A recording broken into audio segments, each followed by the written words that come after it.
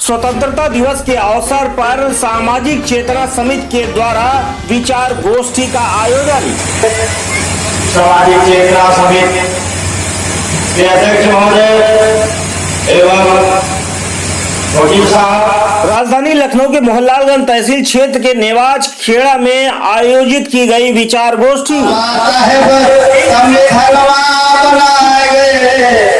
अरे जौने बहुजनवन का मिले न पढ़ैया, जौने बहुजनवन का मिले न पढ़ैया, अरे वही बहुजनवन का मास्टर बनाएंगे, बाबा साहेब संविधानवा बनाएंगे, बाबा साहेब। अरे जौने बहुजनवन का मिले नहीं पढ़ैया, का मिले नहीं पढ़ैया, वही बहुजनवन का पुनिया पिलाए गए, बाबा साहेब संविधानवा बनाएंगे। अरे जौन बहुजनवा भूमि बैठे न पावे, जौन बहुजनवा भूमि बैठे न पावे, अरे वही बहुजनवन का कुर्सी पर बैठाए गए, बाबा साहेब संविधानवा बनाएंगे। अरे जौन बहुजनवा कुछ बोल न पावे, जौन बहुजनवा कुछ बोल न पावे, अरे वही बहुजनवन का न्यायाधीश बनाएंगे, बाबा साहब संविधानवा बनाएंगे, बाबा साहब।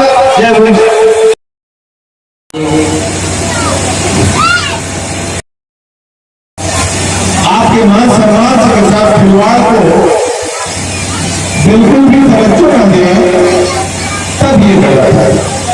ना उद्योग गलत है, ना विकास गलत है, कुछ भी गलत है। मगर ये अगर बच्चों के भविष्य को बर्बाद करके लाना है तो ऐसा विकास भी संविधान के अनुसार नहीं होगा। भारत का संविधान साफ साफ ये बताता है कि अमीरी और गरीबी का अंतर कम होना चाहिए। बाबा जी के जगह पर होती तो आज इतिहास बन के न तैयार होता। बहुत प्यारा साथियों, हम लोग नहीं पढ़ लिख पाए, लेकिन पढ़े लिखे तो नहीं है, कुछ साथी मिल गए भाई कुछ जानते तो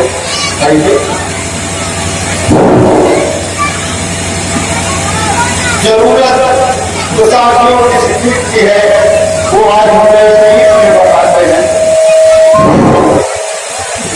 परिवर्तन जिनका नारा हो वो लोग हमारे साथ चले, वो लोग हमारे साथ चले। मेहनती कसीम को प्यारा हो वो लोग हमारे साथ चले। परिवर्तन जिनका नारा हो वो लोग हमारे साथ चले। कहाँ पर मुझे हैं कुछ लोग, यहाँ पर नीचे है, ये धर्म के ठेके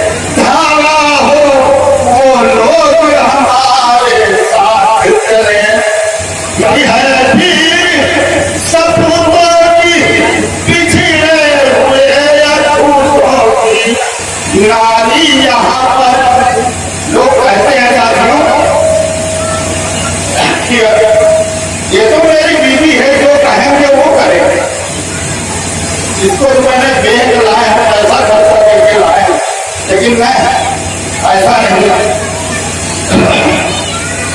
कुछ लोग दुर्गति है वीर सपूतों की, पिछड़े हुए अछूतों की। नारी यहाँ पर रहती है मानिंदे पैर की टूटों की।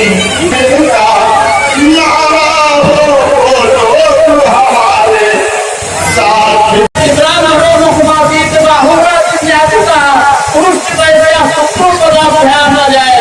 ये पैदा होने का कोई क्रम नहीं है, कोई तरीका नहीं है कि ब्रह्मा के मुख से ब्राह्मण पैदा हुआ, पूजाओं से क्षत्रिय पैदा हुआ, पेट से वैश्य पैदा हुआ और पैरों से शूद्र पैदा हुआ। ये कोई पैदा होने का तरीका नहीं है। मनुष्य एक तरह पैदा होता है, इसलिए वो एक समान है।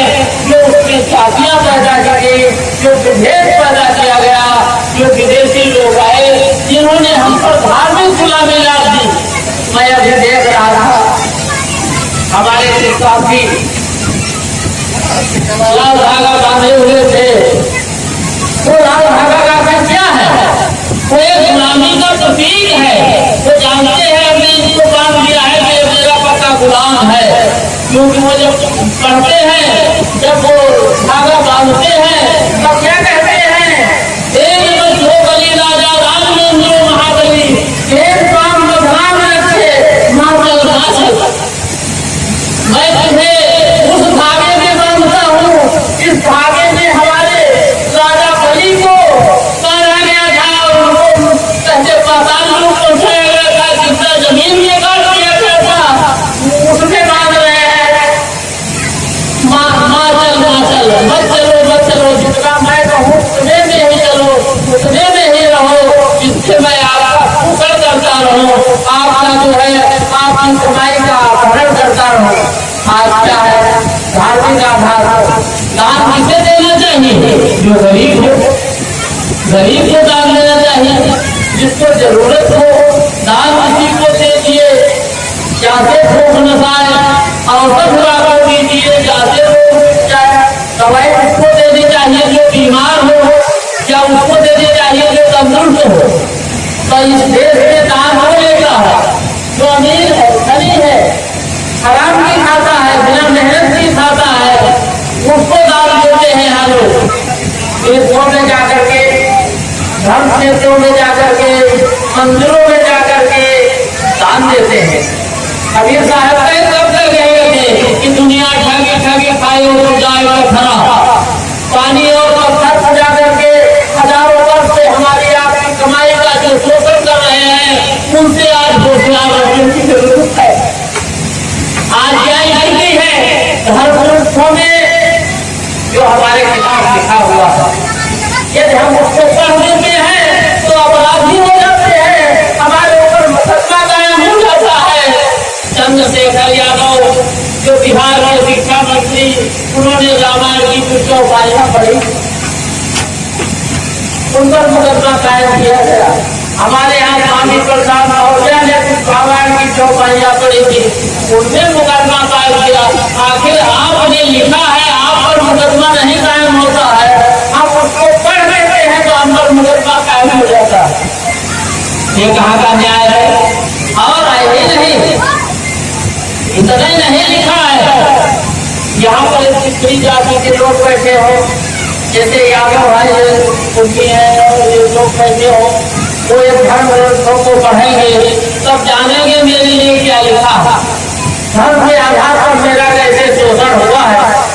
चंद्रशेखर यादव ने केवल ये पढ़ा था कि केवलनाथम तेल तुम्हारा शपथ गिरात कोल कलवारा, वेद रीति सब भांति ही नीचा, इन्हीं शाम हुई ले सींचा। कि जो तेली तुम्हार तलवार ये सब है, ये वेद रीति के अनुसार नीच है, इनकी छाया पड़ जाए तो स्नान करना चाहिए। तो ये क्या मेरा अपमान नहीं है? मैं अपने अपमान की बात कहूँ तो मैं अपराधी हो जाऊँ? यदि मैं चौपाई पढ़ूँ, ढोल कमान कुमारी सकल कामना के अधिकारी, ये जितने हैं ढोल है, कमान है, सूत्र है, पशु है, नारी है,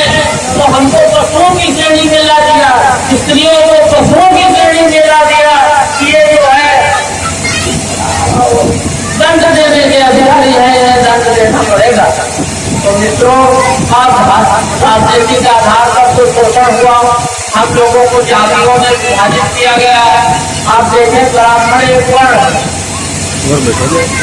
है, क्षत्रिय एक वर्ण है, कबीला कहते हैं वो क्या है, वो सब शूद्र वर्ण में है। और यदि आप इनके धर्म ग्रंथों को पढ़ेंगे, हमने जिनकी पढ़ा है, मैंने जाना है, मैंने संस्कृत में आचार्य किया है, मैं संस्कृत का ही लेक्चरर रहा हूँ, तो मैंने जब इनके धर्म ग्रंथों को पढ़ा है तब जाना कि मेरे कुछ क्या लिखा हुआ। नारद श्रुति का एक श्लोक है, मैं जो आपको सुनाऊंगा, इससे जो पिछली जाति के लोग हमारे भाई बैठे होंगे वो समझ लें क्या लिखा हुआ है मेरे लिए। वर्धकी नाविको गोवाहा बाबा कुंभकारा बाण भिक्षम कायता माला कारा कुंभला वर्षो भेदितम जाला एकाल संभाषणा स्थान प्रविष्टम। ये जो जातियां हैं, वर्धकी माने बढ़ाई, नाविका माने नाई, गोपा माने यादव, या जिसको यादव या एक कहते हो, गोपा बाबा कुंभकारा, कुंभकार माने कुम्हार, माला कारा कुटुंबिला, माला कारा में माली, कुटुंबिला माने कुर्मी। एकांत संभाषणा स्नानम, यदि इनसे बात करनी पड़े तो स्नान करना चाहिए, और यदि स्नान करने का अवसर न मिले तो सूर्य को देखकर अपने को पवित्र कर लेना चाहिए। तो मित्रों, इस स्नान को कब तक कहते रहोगे? इसीलिए बाबा साहब ने कहा हिंदू धर्म सुधारा नहीं जा सकता, इसको केवल नकारा जा सकता है। जिस दिन इसको नकार दोगे उस दिन इनके पाप से मुक्ति मिल जाएगी, आप इससे मुक्त हो जाओगे, आप शोषण से मुक्त हो जाओगे। मित्रों, मैं जानता हूँ क्या होता है, मैं भी बचपन में पढ़ा हूँ, मैंने भी जाति देखी है, मैंने भी अपमानित हुआ हूँ और जगह जगह पर अपमान सहा है। ऐसा नहीं है, मैं भी ऐसी जाति से पैदा हुआ। हमारे जो संस्कृत पढ़ाते थे उन्होंने कहा कि संस्कृत ये हो बतावे, तो मैंने संस्कृत नहीं है। अरे बहुत जो बात होती है तो हमने संकल्प लिया, अभी पंडित जी चाहे अपना रोज मारे, हम संस्कृत पढ़ते और कुछ न पढ़े, तब हम संस्कृत रोज ज्यादा पढ़ करके आते थे। एक लोग कहा जाए तो हमका तो बहुत सुधार नहीं गए, हम संस्कृत बहुत अच्छे हो गए, हम संस्कृत के आधार बन गए। तो संस्कृत नहीं पढ़ने दी थी, फारसी लेकर के बीए पास किया था बाबा साहब ने। तो क्या बाबा साहब ने कब अपमान सहा? आपके लिए उन्होंने शिक्षा खिलाई, महाजन सत्याग्रह उन्होंने किया, महान तालाब में आज बाबा साहब की बहुत विशाल मूर्ति लगी हुई है। पीटा गया था उसी तालाब में आज उसकी बहुत बड़ी मूर्ति लगी है। तो बाबा साहब की लड़ाई से, इन महापुरुषों की लड़ाई से हमको आपको शिक्षा का अधिकार मिला। अंग्रेज आए देश में 1870 में उन्होंने कानून बनाया कि जाति के आधार पर किसी को पढ़ने से नहीं रोका जाएगा। फिर भी बाबा साहब क्या कहते थे, जब भर्ती हुए उनका प्रवेश नहीं हुआ। एक लेखनी के अधिकारी की सिफारिश पर बाबा साहब का प्रवेश हुआ और बाबा साहब को विद्यालय के बाहर बैठ के अपने घोड़े पर बैठ के पढ़ना पड़ता था। यह अपमान कहा है बाबा साहब ने, और हमारी आपकी लड़ाई लड़ी है उन्होंने। अंग्रेज हाथ नहीं, हाथ से लेकर इंग्लैंड लड़े हैं बाबा साहब। जब गोरवेज कानून के बाबा साहब गए तो गोरवेज कानून से उन्होंने अंग्रेजों को ललकार दिया था। गांधी जी जब दूसरी कानून गए तो बाबा साहब का भाषण सुना के पढ़े कि बाबा साहब के लोग कहते थे तो आज आप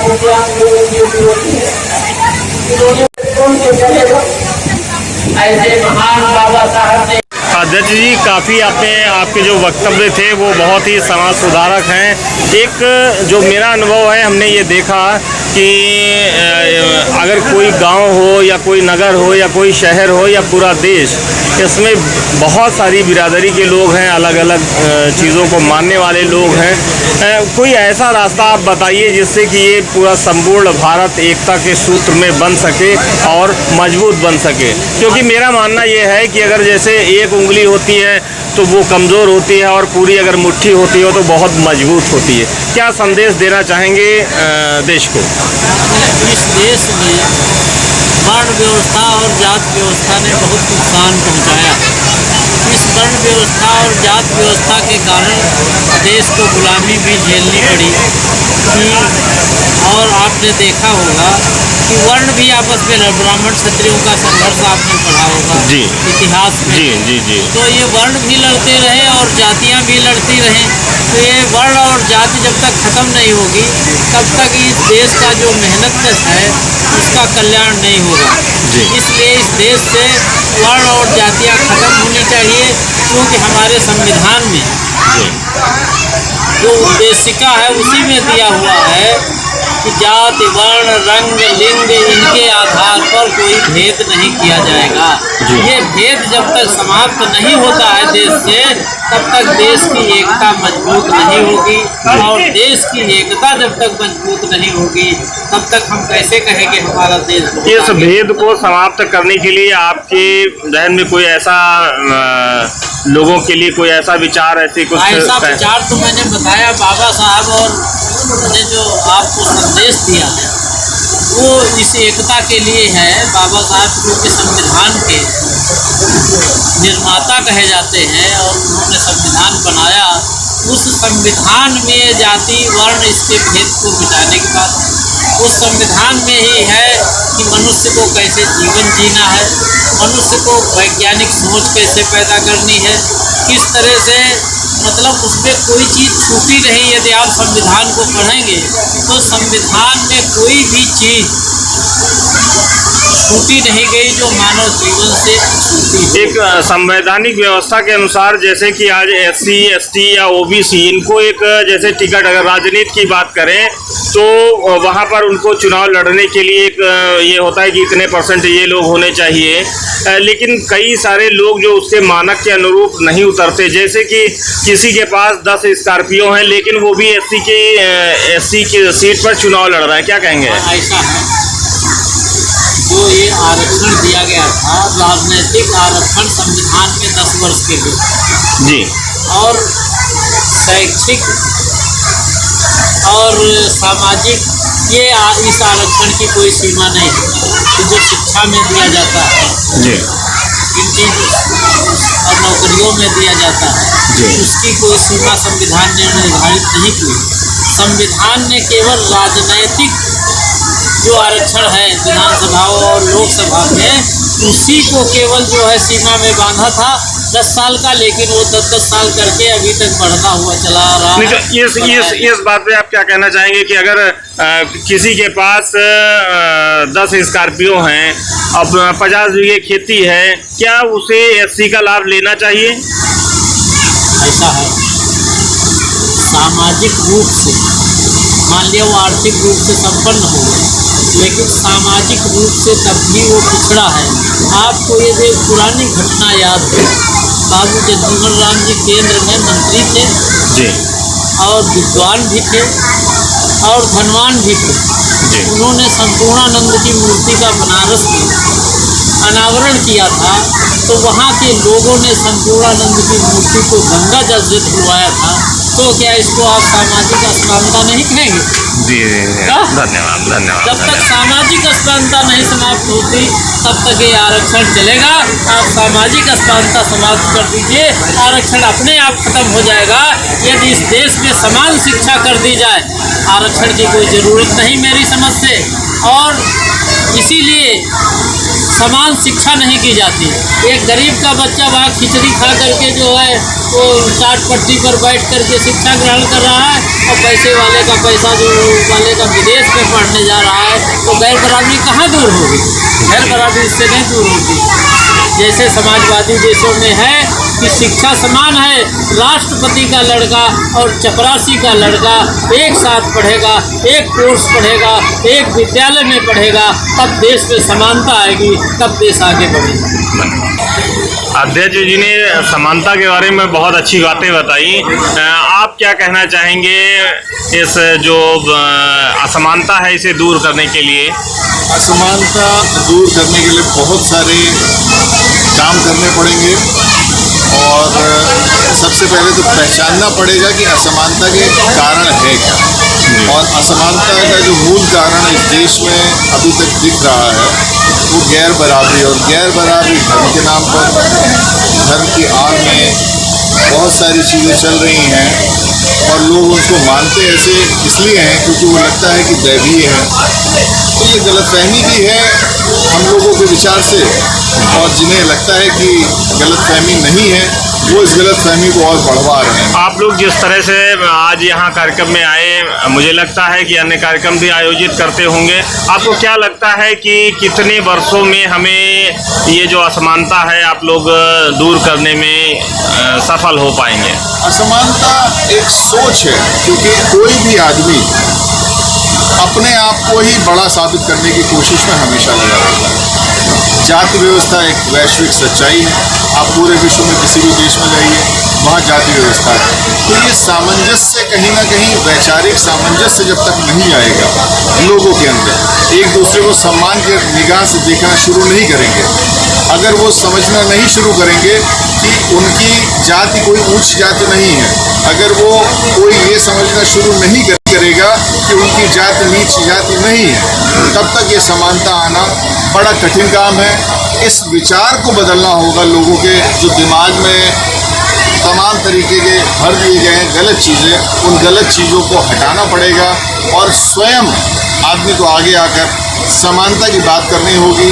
यही वैचारिक क्रांति होगी जो समानता ला पाएगी, अन्यथा बड़ा मुश्किल है। ये 6 दांत पानी है और ये लगभग 15 से 20 दिन बच्चा देने में समय लेगी। दूध 10 से 12 लीटर क्षमता में है, जिसकी कीमत 72,000 रुपये रखी गई है। जो भाई खरीदना चाहते हैं संपर्क कर सकते हैं। ये पानी जो आप देख रहे हैं ये हरियाणवी नस्ल की है, जो कि 1 हफ्ते में बच्चा दे देगी और लगभग 8 से 10 लीटर दूध देने की क्षमता में है, जिसकी कीमत 62,000 रुपये रखी गई है। ये पानी जो आप देख रहे हैं मुर्रा नस्ल की है और इसकी कीमत 72,000 रुपये रखी गई है। जो भाई खरीदना